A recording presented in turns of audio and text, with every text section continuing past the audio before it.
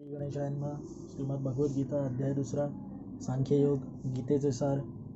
संजय म्हणाला, करुणेने भारावलेल्या, मन खचलेल्या आणि अश्रूंनी नेत्र भरून आलेल्या अर्जुनाला पाहून मधुसूदन श्रीकृष्ण पुढील प्रमाणे म्हणाले. पुरुषोत्तम श्री भगवान म्हणाले, हे अर्जुना, तुझ्यामध्ये या अशुद्ध गोष्टी अशा कशा आल्या? ज्या मनुष्याला जीवनाच्या मूल्यांचे ज्ञान आहे त्याला या गोष्टी मुळीच शोभत नाही. या गोष्टी मनुष्याला उच्चतर लोकात जाण्यात नाही तर त्या त्याच्या दुष्कीर्तीला कारणीभूत होतात. हे पार्थ, अशा हीन नपुंसकतेची कास धरू नकोस आणि असे करणे तुला शोभत नाही. अंतःकरणाचे असे क्षुद्र दोघेपण सोडून दे आणि हे परंतप उठ. अर्जुन म्हणाला, हे अरिसूदना, हे मधुसूदना, मला पूजनीय असणाऱ्या भीष्म, द्रोणाचार्यासारख्या व्यक्तींवर मी बाणांनी प्रतिहल्ला कसा करू शकेन? महात्मासम असणाऱ्या माझ्या गुरुजनांना मारून जगण्यापेक्षा भिक्षा मागून जगणे अधिक श्रेयस्कर आहे. जरी त्यांना भौतिक लाभाची इच्छा असली तरी ते ज्येष्ठ आहेत आणि जर त्यांची हत्या केली तर आपले सर्व भोग रक्तरंजित होतील. त्यांच्यावर विजय प्राप्त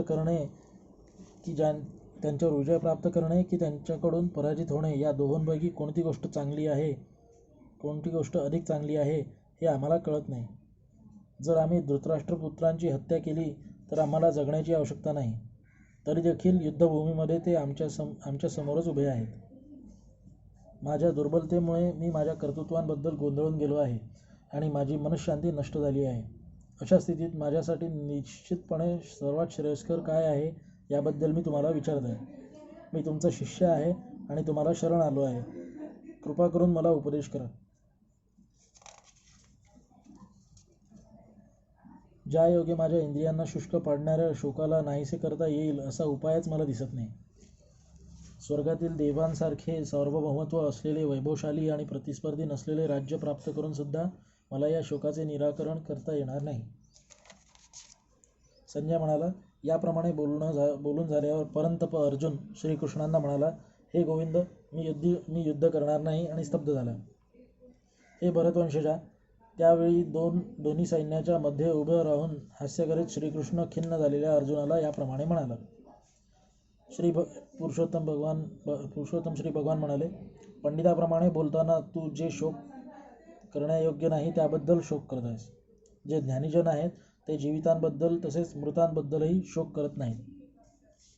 ज्या काळी मी, तू आणि सर्व राजे अस्तित्वात नव्हतो असा काळ कधीही नव्हता आणि भविष्यकाळात आपण अस्तित्वविहीन होणार असेही नाही.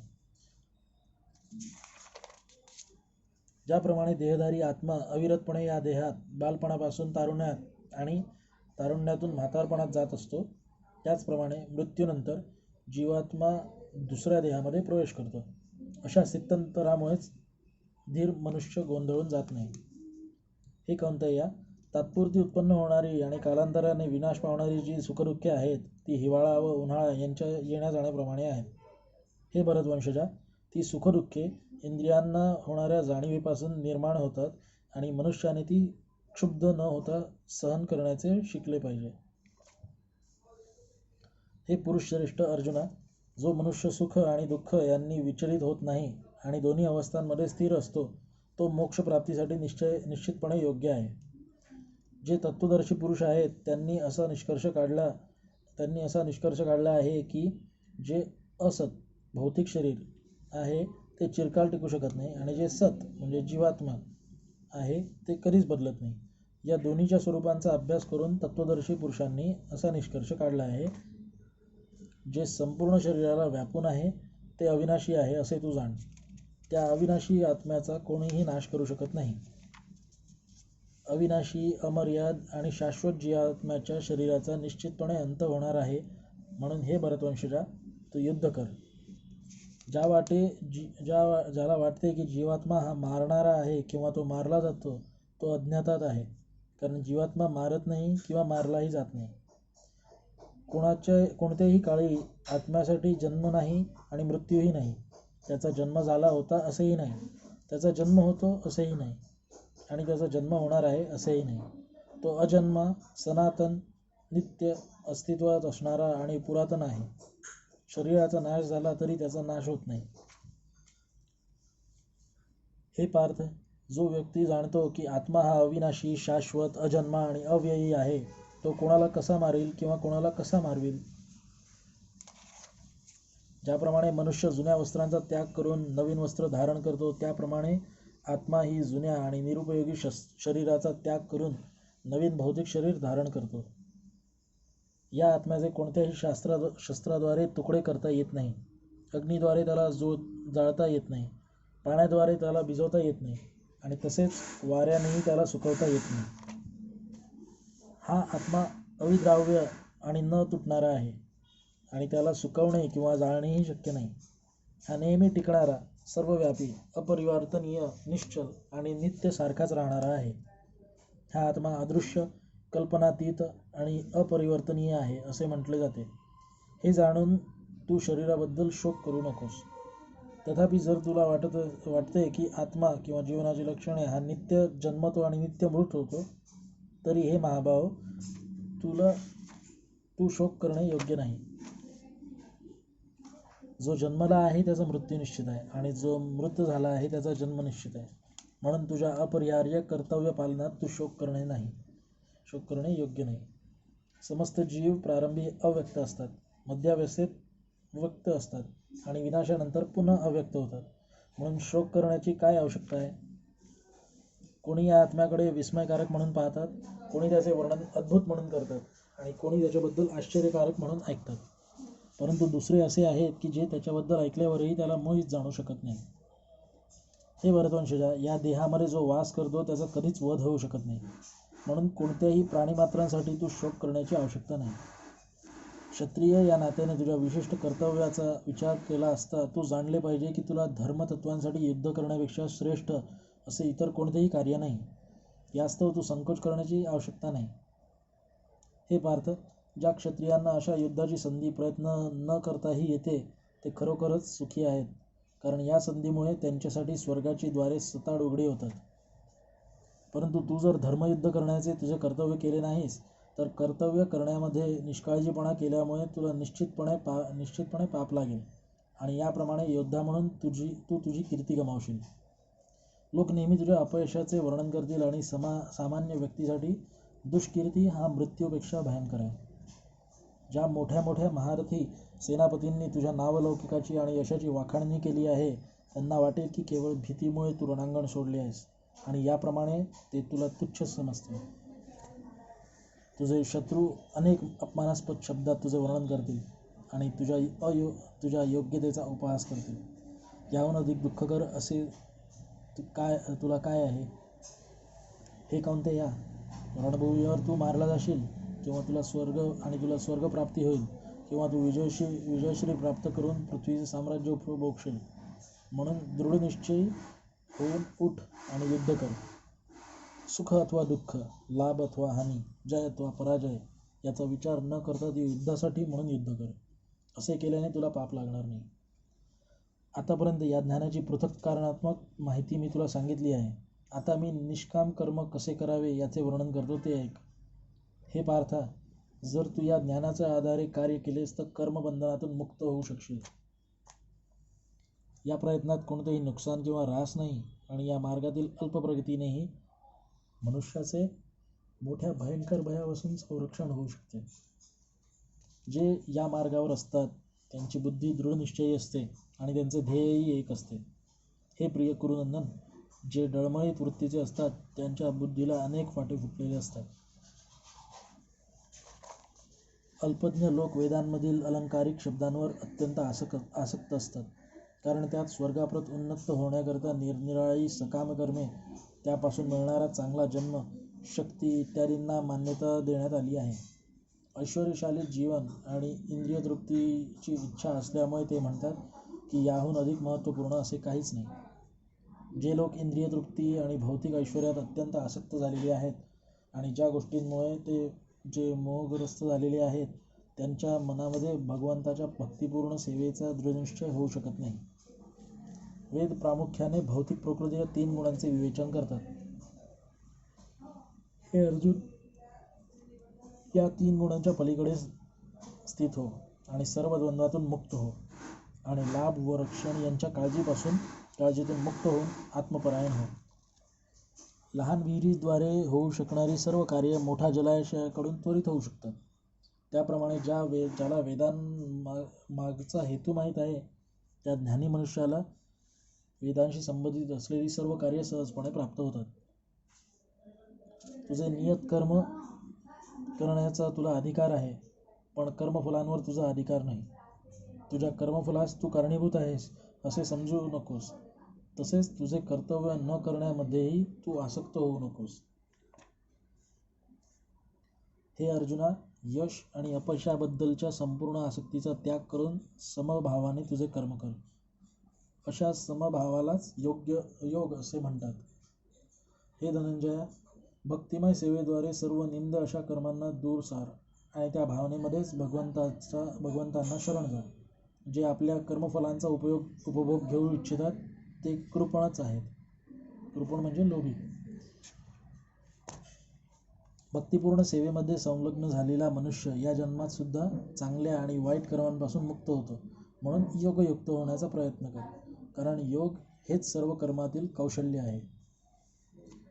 याचप्रमाणे भगवंताच्या भक्तिपूर्ण सेवेमध्ये संलग्न होऊन महान ऋषीमुनी अथवा भक्तगण भौतिक जगातील कर्मफलातून मुक्त होतात. अशा रीतीने ते जन्ममृत्यूच्या चक्रातून मुक्त होतात आणि सर्व दुःखांच्या पलीकडील स्थानाची भगवत धामाची प्राप्ती करतात. जेव्हा तुझी बुद्धी या मोहरूपी घनदाट अरण्याच्या पार होईल, तेव्हा तू जे सर्व ऐकले आहेस आणि जे सर्व ऐकावचे आहे त्या सर्वांबद्दल उदासीन होशील. जेव्हा तुझे मन वेदांच्या डौलदार अलंकारिक भाषेने विचलित होणार नाही आणि जेव्हा आत्मसाक्षात्कारामध्ये समाधिस्थ होईल, तेव्हा तुला दिव्य भावनेची प्राप्ती होईल. अर्जुन म्हणाला, हे कृष्णा, ज्याची भावना अशी समाधिस्थ झाली आहे त्याची लक्षणे काय आहेत? तो कसा आणि कोणत्या भाषेत बोलतो? तो बसतो कसा आणि चालतो कसा? हे पार्थ, मानसिक तर्कवितर्कामुळे उत्पन्न झालेल्या इंद्रिय तृप्तीच्या सर्व प्रकारच्या इच्छांना मनुष्य जेव्हा त्याग करतो आणि त्याचप्रमाणे त्याचे शुद्ध झालेले मन जेव्हा केवळ आत्म्यामध्ये संतुष्ट होते, तेव्हा तो स्थितप्रज्ञ अर्थात विशुद्ध दिव्यावस्थेत स्थित झालेला आहे असे म्हटले जाते.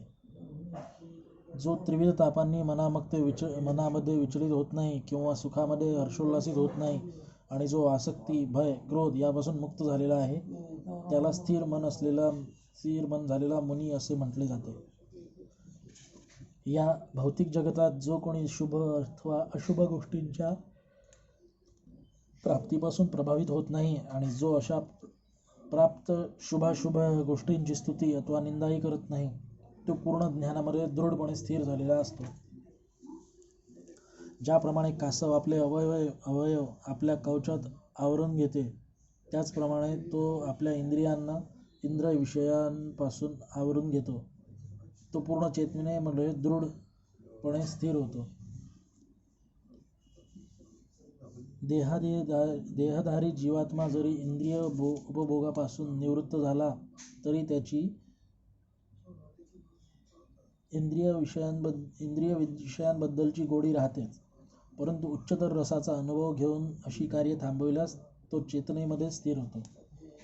इंद्रिय इतकी प्रबळ आणि उच्छृंखल आहेत की, हे अर्जुना, इंद्रियांना ताब्यात ठेवण्याचा प्रयत्न करणाऱ्या विवेकी पुरुषाच्या मनाला सुद्धा ती बळजबरीने ओढून नेतात. जो इंद्रियांना पूर्णपणे वश करून त्यांचे संयमन करतो आणि आपली भावना माझ्यामध्ये दृढपणे स्थिर करतो, त्यालाच तो स्थिर बुद्धियुक्त मनुष्य असे म्हटले जाते.